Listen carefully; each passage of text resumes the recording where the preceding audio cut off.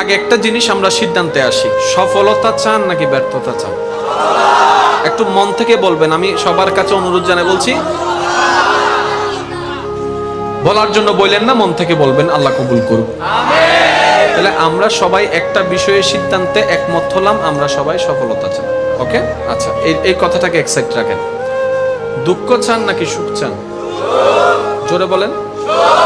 তাহলে এই জিনিসটা তো আমরা সবাই একমত, এক সাইডে রাখলাম। জীবনটা কি সুন্দর চান নাকি অসুন্দর চান? সুন্দর। তাহলে এটাও এক সাইডে রাখলাম। তিনটা প্রশ্নের সবার উত্তর কিন্তু এক হয়েছে, কারো কিন্তু দুইটা হয়নি।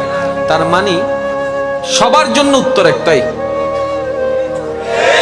এক একজনের জন্য এক একটা সলিউশন নয়, একটা উত্তর, একটা ফর্মুলা, একটা রাস্তা।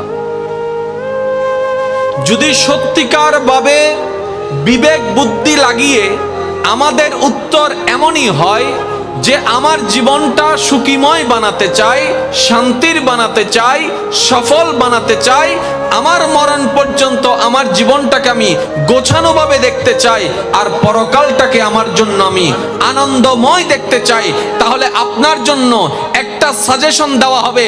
সেই সাজেশনের নাম হচ্ছে, চোখ বন্ধ করে মনের ইচ্ছাকে মাটির নিচে দাফন করে নিজের বিবেক বুদ্ধি চিন্তাকে প্রশ্নকে পিছনে ফেলে মহাব্বতকে সাথে নিয়ে ইসলামকে মানা শুরু করেন আজকে থেকে। আপনার